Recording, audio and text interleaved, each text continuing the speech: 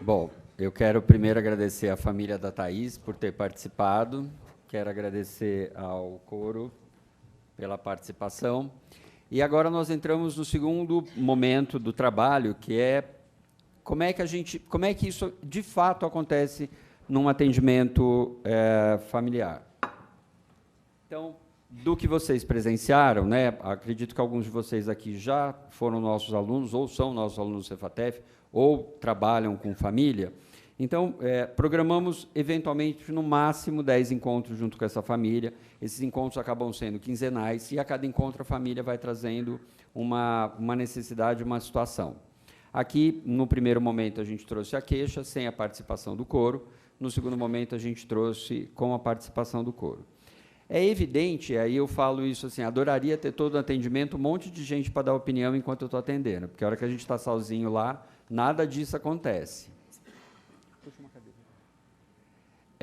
E aí, qual é a função do coro? Né? Eu vou buscar agora, teoricamente, para não fugir do texto, né? Mas, efetivamente, o coro grego é uma ferramenta que utilizada por um grupo de pessoas em dramatizações que consistem em observações positivas feitas pelos presentes acerca do conteúdo em cena. Qual é o propósito do coro, efetivamente? É ter o que a gente chama de uma escuta de quem não está atendendo. Quando eu estou no atendimento, agora, eu gosto muito de falar na personagem do eu não tenho a mínima ideia do que está acontecendo externamente. O meu foco, necessariamente, acaba sendo muito mais numa situação, numa pessoa ou num problema apresentado.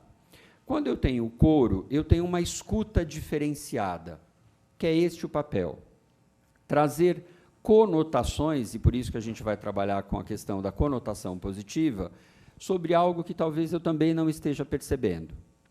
Então, quando nós estamos fazendo o trabalho de estágio no atendimento de família, alguns alunos todos esses alunos, eles necessariamente devem observar a família com o outro olhar. No primeiro momento, quando eu perguntei para vocês que família era essa, a família era desestruturada, acabada, machista, protetora, né? Ou seja, a família é um lixo. Não é assim, joga fora e começa tudo de novo.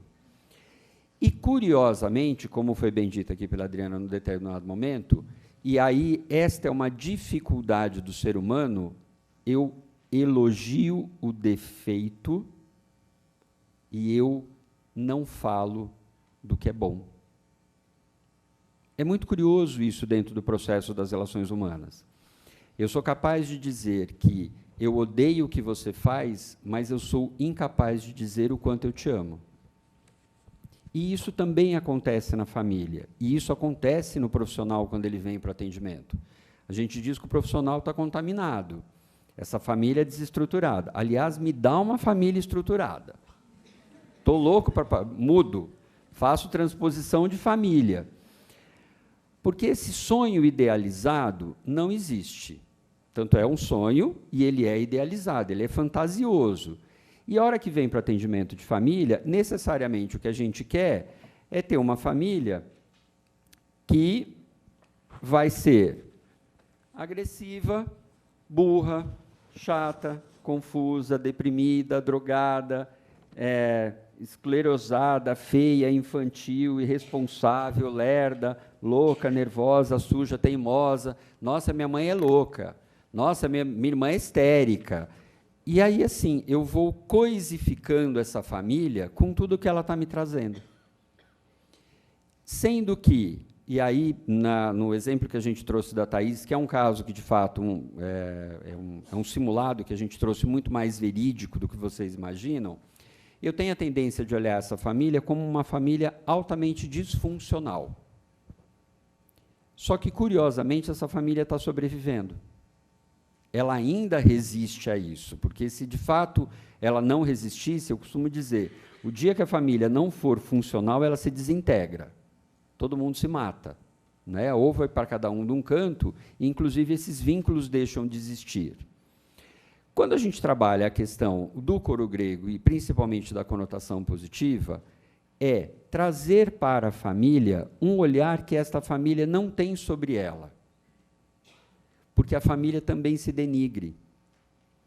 Na fala que vocês viram aqui, principalmente do pai em relação à filha e em relação à mãe, a responsabilidade é sua e eu estou fazendo só o meu papel de trazer o dinheiro. E, curiosamente, quando o ser humano diz eu estou fazendo só esse papel, ele não valoriza qual é este papel. Eu estou fazendo o meu papel de mãe, mas eu não valorizo qual é este papel de mãe. Eu estou sendo uma filha que está pedindo atenção, e, curiosamente, para quem trabalha com transtorno alimentar, né, ou já viu uma aula de transtorno alimentar, gente, a comida é o melhor prazer que eu tenho no mundo. Principalmente se tem açúcar. Né? E aí, para suprir o que está de fora, eu vou buscar comida para colocar dentro. Então, dentro desse atendimento do caso da Thaís, a gente diz que ela é uma menina que está pagando um preço muito alto para manter essa família funcionando. O preço é a saúde. Não só a saúde física em relação ao colesterol ou ao triglicérides. Ela está obesa. Ela tem um peso que ela está carregando, que é o distanciamento do pai e da mãe, que é o grande temor que ela tem. E no atendimento, eu deixo de escutar o que de fato está sendo dito. A Thaís diz, eu tenho medo de ficar sozinha, que minha mãe fique sozinha, eu sofro com isso, por isso que eu vou dormir com a minha mãe. São esses sinais que nós, profissionais que trabalhamos com família, temos que estar atentos. São esses sinais, e aí foi bem dito aqui, num determinado momento, que pai é esse também que transgeracionalmente entendeu que para ser pai ele tem que trazer dinheiro. Aliás, toda geração entende isso, né? Pai provedor, a gente fala, o pai é provedor, o pai é provedor. Só que a hora que eu entendo isso enquanto homem, eu digo o seguinte, bom, eu tenho que trabalhar feito maluco, o resto esquece. Porque se eu não for provedor, eu não sou. Olha o outro lado da história. Né? Se eu deixar de trabalhar, eu não estou cumprindo a minha função paterna. Então, toda essa, e aí eu costumo usar um termo, psicodinâmica, deve estar presente dentro do atendimento familiar. Né? Não é só olhar a queixa que a família está trazendo, não é só olhar a composição dessa família, se ela é emaranhada, se está tendo troca de papéis aí efetivamente. E aí vem um outro dado interessante da família. Se vocês prestarem atenção, na posição, o pai não está inserido na família. É a Thaís e a mãe. O pai é o terceiro. Né? Então, eu tenho que estar atento muito mais a um olhar de tudo o que está acontecendo com essa família, não só efetivamente da queixa. A queixa eu costumo dizer que é o borbulho da água, mas tem uma água fervendo ali embaixo que a gente tem que estar muito atento. E aí, agora eu volto para vocês. Pensando numa conotação positiva, que família que é essa, então? Vocês falaram na conotação negativa lá atrás. Como é que é essa família agora? Como? Uma família que...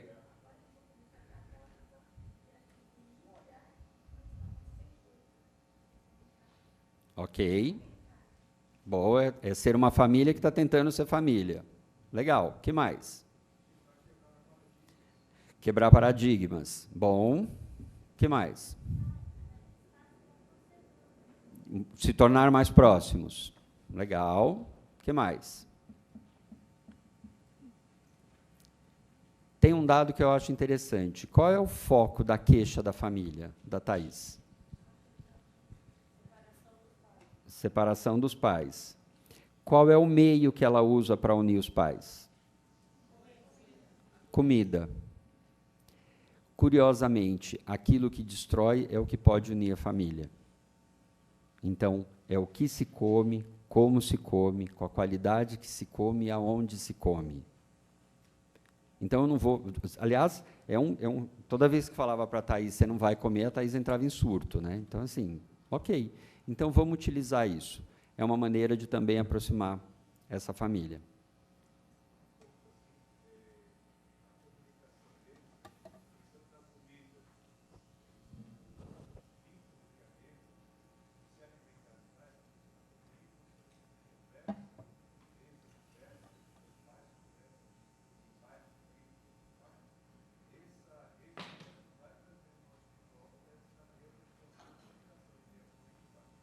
que é usar a comida também como meio de ligação dessa família, né?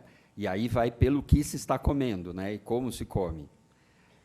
Uma das coisas que a gente fala muito na questão do transtorno, na questão do próprio alimento não é só o que eu como, é o que eu como, com quem eu como, a hora que eu como, o que eu penso que eu como e o que esse alimento significa para mim. Porque eu posso comer uma baita de uma lasanha e estar assim, vou engordar. Esquece, gente. Melhor não comer a lasanha. Eu vou engordar de qualquer jeito, porque eu já estou fazendo mal para mim mesmo. Então, basicamente, é essa ideia. E aí, para a gente ir para as questões aqui, para a abertura, esse é um outro momento agora, né? Para justamente vocês... Vou falar um pouquinho da entrevista. Para vocês fazerem as questões, porque a gente vai ter depois a abertura aqui para a mesa de como é que é o atendimento de família. E só para continuar, eu substituo, dentro da conotação positiva, algumas palavras que eu considero que são pesadas, efetivamente, por palavras positivas. E, gente, vou ser bem clara, aqui não é para ser poliana, não, tá?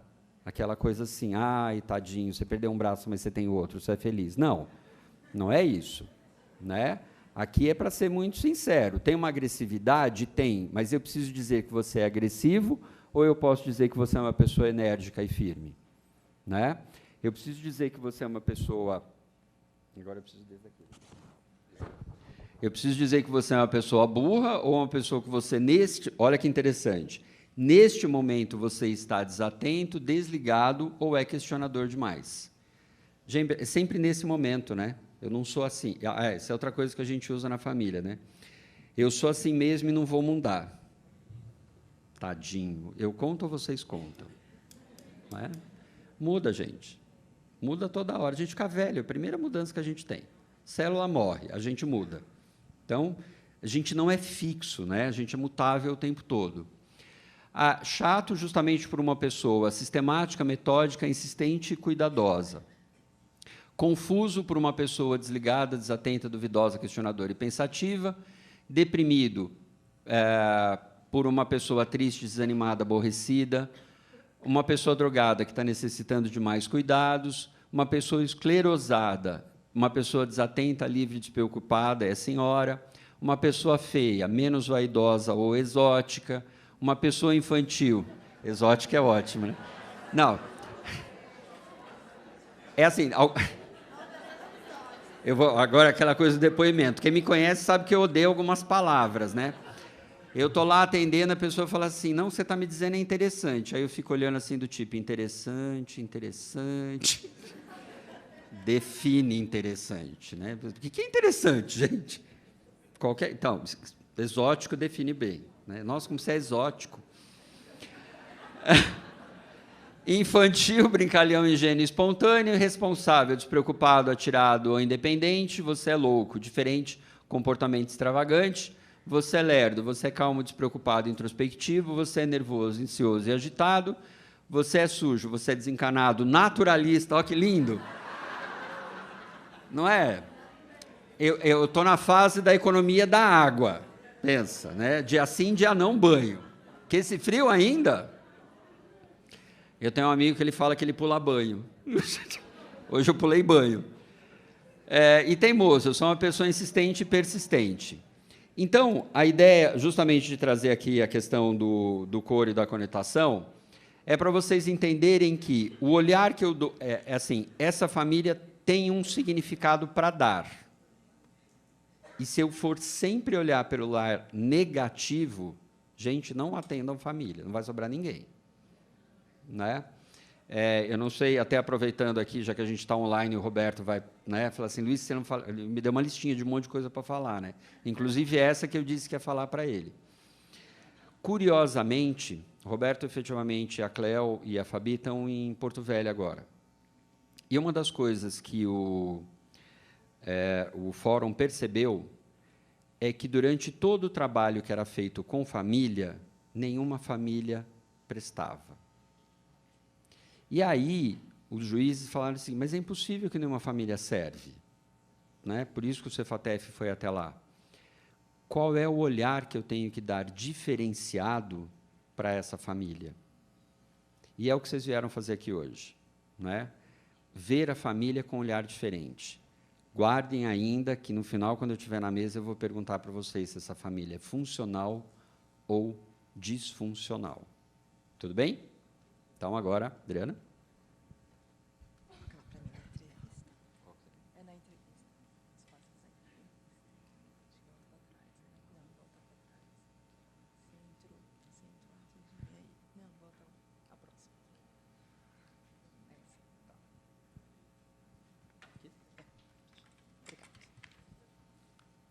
Bem interessante o nosso sábado, não? Não é? Quanta coisa nova, quanta coisa diferente, quantas possibilidades, quantas alternativas que até então muitas vezes a gente não percebe, a gente não, né?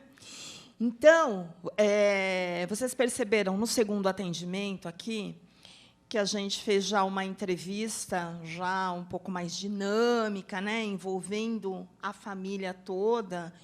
E aí o que acontece? Essa primeira entrevista, a gente segue aí basicamente um escopo aí de que linha que a gente vai nesse primeiro atendimento, o que é importante nesse primeiro atendimento. E aí o que acontece? Falar da nossa intimidade é fácil? Não, nem para mim, nem para vocês, nem para ninguém, né? Então, para a gente começar bem esse atendimento, para esse atendimento ir bem, ele precisa começar bem, né? Por quê? Como é que eu consigo voltar numa pessoa, num profissional que fez um atendimento, mas que eu não senti vida, que eu não senti que, de fato, estava interessado em saber o que estava acontecendo, ou que tinha uma preocupação para comigo, para com o problema que eu estava apresentando? Vocês voltam? Nem eu. Né?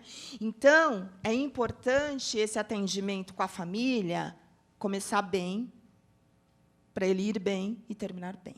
Né? E aí, o que acontece? Essa primeira entrevista ela tem algumas fases. A primeira fase que a gente fala que é social. Por quê? É do chegar, do receber, do cumprimentar, do se aproximar da família, deixar uma situação assim mais tranquila. Por quê? Porque a gente sabe que falar da nossa intimidade, dos problemas, do que está ocorrendo, a gente sabe que não é fácil. Por mais simples que seja, enfim, a gente sabe que não é fácil. Porque é abrir, literalmente, a portinha da nossa casa e permitir que o outro entre na nossa intimidade. Então, nesse primeiro momento, você deixa a família tranquila, você se coloca ali à disposição, escute todo mundo, cumprimente todo mundo. Por quê? Porque a gente precisa, na verdade, confirmar todo mundo, inclusive criança. Inclusive a criança. Né? Por quê? Porque os pais estão ali era uma criança, mas podem ser 3, 4, enfim. Nós temos que cumprimentar todos, escutar todos, todos fazem parte daquele processo. Tá? Então, a gente dá uma quebra nessa coisa do atendimento. Aí a gente vai para a segunda fase dessa entrevista, que já seria justamente começar a discussão aí sobre o problema. Eles vieram para o atendimento por quê? Né? A família da Thaís foi para o atendimento por conta das alterações no exame, porque precisava seguir uma dieta. Foi esse o motivo. Né? E aí é importante a gente escutar o que cada membro da família tem para falar sobre este problema, sobre o que vieram fazer, por que estão ali. Cada um dentro da sua fala. Né? É importante a gente dar voz e vez para todo mundo no atendimento. Por quê? Porque ali a gente precisa escutar todo mundo. Né? Então, na hora que a família chega já para o atendimento, a gente já começa, a observação nossa já começa ali, na maneira como eles sentam, na maneira como eles se organizam. Por quê? A maneira como eles se organizam ali para a gente no atendimento é a maneira como eles estão organizados na casa. A fala, o tom da fala, né? Como que é esse discurso, se é agressivo, se é passivo. Né? E aí é importante a gente observar, inclusive, as expressões. Né? Por quê? Porque, quando a gente vai observando isso, a gente, já, enquanto profissional, começa a entender como é que está a organização naquela família. Né? A gente já começa a perceber que os pais não estão se conversando, a gente já começa a perceber qual foi o gatilho inicial aí que a Thaís, como o Luiz já comentou aqui, né, estava carregando o casal. Quando a filha percebe que os pais não estão se falando, que os pais não estão se comunicando, e aí a vivência que ela tem lá na escola, de ter os pais são separados, enfim, ela não deseja isso para ela. E aí ela, do jeito dela, no mundo dela, na leitura que ela está fazendo ali também daqueles pais, né, inconscientemente ela já começa ali algumas ações para juntar esses pais. Né? E aí é importante a gente começar a observar. Né? Vocês colocaram aí a relação que a filha tem com a mãe. Né? Totalmente ali. Não precisa, né, a gente ver que as duas não se desgrudam, as duas não se soltam, as duas, né, é uma fronteira totalmente emaranhada ali dentro entre as duas, porque elas são completamente amigas, esse pai está fora. Né? E uma coisa que é importante, não sei se vocês observaram, mas o que acontece? A Dona Maria, né, que é a mãe, por vezes, ela também, assim, você vê que ela dá uma fechada na porta para o marido entrar. Né? Quando a gente entra com as diretivas, com as atividades, ela dá uma fechada. Por quê? Né? Então, está tudo organizado em cima desse sistema. Então, é importante a gente perceber isso. A fase da interação. O que é a fase da interação? É o comentário, justamente, de todo mundo, do que está entendendo, do que está fazendo, né? Para a gente ver qual vai ser a estratégia que a gente vai usar para a gente conseguir sensibilizar aquela família, para a gente conseguir dar as diretivas, que são as atividades, para a gente conseguir avançar em alguma mudança com essa família. E aí, durante o atendimento, vocês foram percebendo que o profissional ele vai realmente já fazendo algumas orientações acerca da necessidade de mudanças ali em alguns esquemas. Vamos começar aí um novo, né, uma nova rotina. E aí o que acontece? A gente precisa envolver esse pai, a gente precisa sensibilizar essa mãe para deixar esse pai entrar. E aí a Thaís precisa começar a ficar tranquila de saber que o pai está ali, que ele está presente. E aí existem justamente os combinados. Né? Os combinados, qual que é a proposta desse atendimento. Né? Quando ela pergunta se eu vou dar receita de dieta, né? Na verdade, a receita que a gente vai dar, o que a gente vai trabalhar, a gente vai envolver a família como um todo. Né?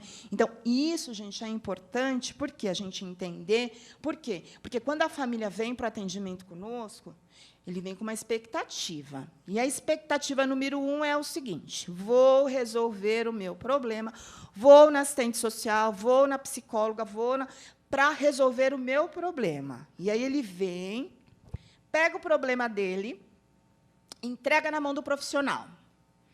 Né? E aí, muitas vezes, ele acha, eu estou fazendo a minha parte. Quantas de vocês já não atenderam famílias que viraram para nós e falaram assim: já fui em tal pessoa, você é meu último recurso. Ninguém resolve. Né? Então, as famílias, os pacientes, eles vão, muitas vezes, com essa expectativa. Só que não é assim. Né? Por quê? Porque, para a gente conseguir alguma mudança nessa organização e nesse esquema familiar, a família precisa entender que a resposta está com ela mesma. Está com ela mesma.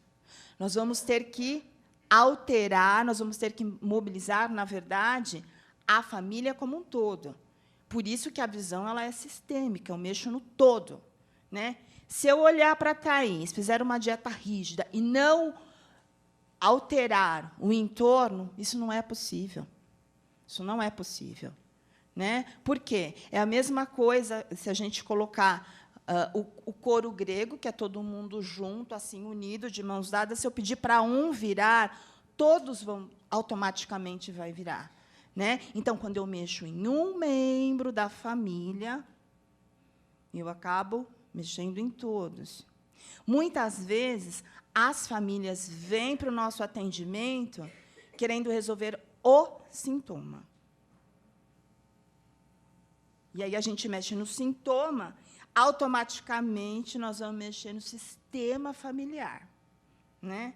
Vocês já devem ter escutado também aquela frase assim, né? Muito assim, quando a gente começa a mexer nessa organização, na rotina da família. Eles vão para o atendimento porque está ruim.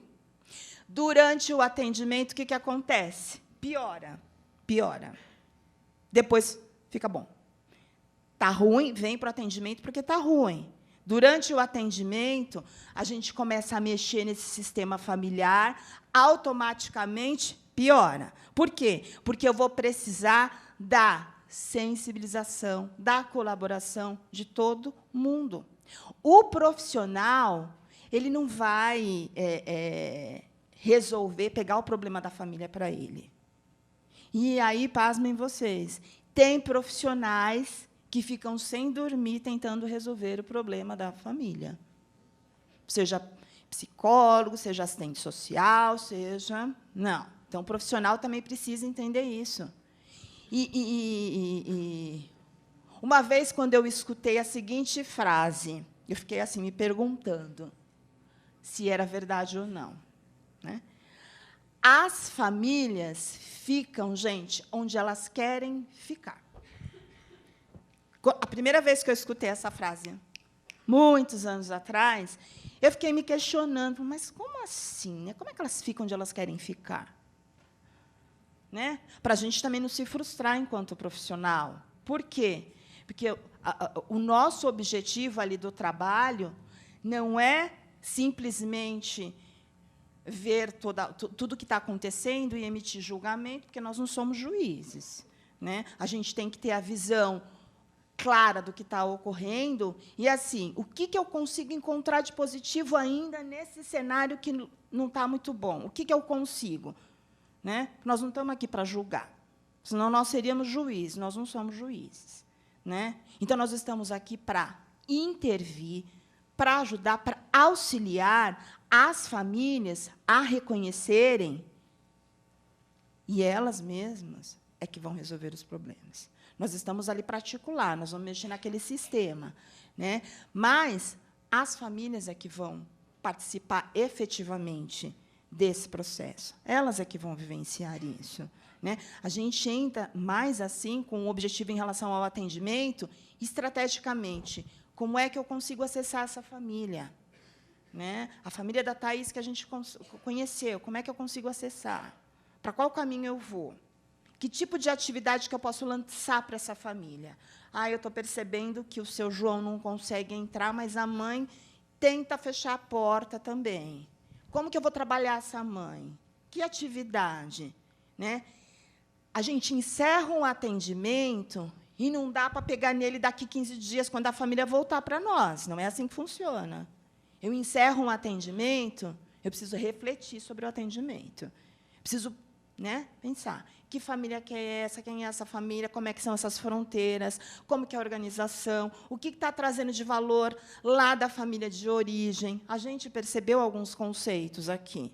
Né? Ser gordinho é bonito, tem saúde. Né? O seu João, eu trabalho, eu dou dinheiro. Né? Então, isso são conceitos que foram passados tanto para a dona Maria quanto para o seu João lá pela família de origem. Né? E eles trouxeram isso para cá, para a vida, para a família atual deles. Né? Então, o que é importante quando a gente fala do sistema parental? Né? O sistema parental, como eu expliquei lá no outro slide, é quando surge o nascimento do primeiro filho. Então, o que acontece? Pai e mãe, eles precisam ter opiniões, decisões compartilhadas em relação aos filhos. Por quê? Porque a criança percebe. Né? A criança percebe. E aí, o que acontece? A mãe tinha uma opinião acerca da Thaís e dos cuidados da Thaís. O pai tinha outra. E isso era expressado de maneira bem aberta para para a Thaís. Né? E quando a Thaís percebe que os pais não estão se falando, ninguém conversa com ela sobre o que está acontecendo, sobre a mudança que teve no trabalho, sobre o que vai acontecer, isso é importante. Às vezes, a gente faz isso. Né? A gente, às vezes, acha que a criança, por menor que seja, não está percebendo o que está acontecendo. Isso a gente precisa rever nos nossos atendimentos e dentro da nossa própria casa. Né? Por quê? Porque o exercício é no atendimento, mas é para a nossa família também. Né? Então, o que ele está entendendo? Né? Por quê? Né? Vocês perceberam nitidamente que a queixa do atendimento foi os exames, as taxas do colesterol que está alto, enfim, foi demanda clínica. Só que, quando a gente começa o atendimento, lembra que eu falei? O que aconteceu que começou a desenvolver este sintoma dentro dessa família? Isso a gente precisa perceber. Isso a gente precisa ficar atenta. Né? Então, o que aconteceu? Vocês percebem que teve um fato? Teve um fato dentro daquela família que culminou numa ação ali da Thaís, que começou o quê? A carregar os pais. Para quê? Para eles não se separarem. Né? Então, é importante a gente ter essa visão aí do todo. E aí, o que é importante também? Nem tudo o que a família quer, nem tudo que a família quer é necessariamente o que ela precisa. Então, às vezes, as famílias vêm com algumas questões, com algumas demandas, e aí, assim, o profissional precisa também conseguir, nos atendimentos, ver direitinho como é que você vai conseguir articular aquela família, como é que a gente vai conseguir acessar essa família. E aí, o que acontece? Quando a dona Maria, durante o atendimento, fala que faz tudo, que dá o seu melhor, para todos nós isso está muito claro, não está? Está muito claro depois do coro grego, que a gente até colocou ali, que é uma outra visão, né, para me vincular com essa família. Está muito claro para todo mundo que, dentro da situação da dona Maria, ela faz o melhor. Essa é a versão dela. Para o seu João, também está claro que, dentro da visão dele, ele está fazendo o melhor. Mas a mãe não. E aí, para a Thaís, ela também está fazendo o melhor, né? Porque ela está tentando unir esses pais. Ela também está. Então, está todo mundo querendo, né, cuidar ali. E aí, o que acontece? Tem a verdade de um, tem a verdade de outro. Cada um tem a sua verdade. E aí a gente vai justamente trabalhar com essas demandas, com essas situações, para fortalecer a família a conseguir a mudança nesse comportamento como um todo. Eu não vou repetir aqui a questão do coro grego, que o Luiz já até falou, mas, assim, a conotação ali do coro grego, muitas vezes, em atendimento, a gente entra com uma verbalização, que é uma conotação positiva, como o Luiz colocou, mas, assim, quando a gente trabalha isso em estágio, enfim, essa questão que envolve, né, o coro grego, ela traz justamente uma visão de que, ainda assim, a família é maravilhosa. Ainda assim, a família pode. Por quê? Porque as famílias vêm para os atendimentos também, muitas vezes desmotivados, cansados. Está indo, porque não tem muito o que fazer, e está indo, estão pedindo, eu vou. Né? Então, é justamente. Então, quando a família recebe toda aquela conotação positiva, aquelas observações positivas, eles saem, gente, tão fortalecidos do atendimento que eles voltam muito melhores. Às vezes, no segundo atendimento, a gente já percebe. Por quê? Porque eles chegam para baixo, com receio, vão invadir a minha intimidade. Depois do atendimento, e com toda aquela colocação positiva acerca da realidade deles, eles se reconhecem também, enquanto família. Eles se reconhecem. Né? Eu pertenço a uma família, e todo mundo ali. Então, isso faz uma mudança, assim, gradativa nos atendimentos, que realmente só quando a gente vê que é muito, que favorece demais. Tá bom? Aí, agora, eu gostaria de chamar o Luiz, de novo. Aline, que eu já esgotei meu tempo, eu gosto de falar bastante. Eu vou passar para a Aline agora.